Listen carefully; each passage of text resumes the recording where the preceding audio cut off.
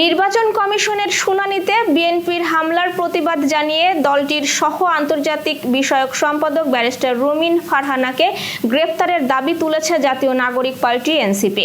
দলটি একই সঙ্গে নির্বাচন ভবনে বিএনপির হামলার বিচার না হলে ইসির পুনর্গঠনের দাবি জানিয়েছে এবং অন্যথায় এই নির্বাচন কমিশনের পদত্যাগ চাইবে বলে জানিয়েছে।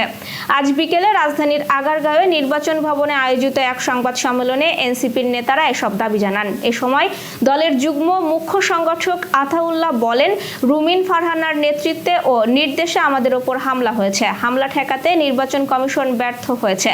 রুমিন ফারহানাকে গ্রেপ্তার করতে হবে, আইনি ব্যবস্থা নিতে হবে, অন্যথায় আমরা সিইসি সহ নির্বাচন কমিশনারদের পদত্যাগ দাবি করব।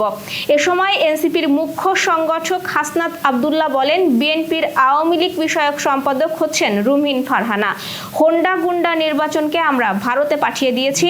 সন্ত্রাসের রাজনীতি করলে আওয়ামী লীগের মতো রুমিন ফারহানাদেরও ভারতে পাঠানো হবে।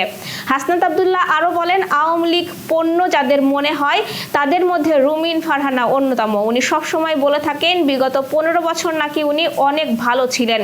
উনি অবশ্যই ভালো থাকবেন, কারণ উনি যত ধরনের আওয়ামী সুবিধা রয়েছে সব ধরনের সুবিধা নিয়েছেন।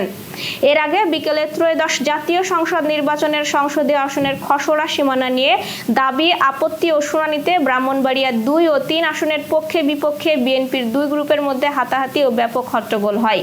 বিএনপির সহ আন্তর্জাতিক সম্পাদক ব্যারিস্টার রুমিন ফারহানার সমর্থকদের সঙ্গে প্রতিপক্ষের সমর্থকদের এই সংঘর্ষের ঘটনা ঘটে।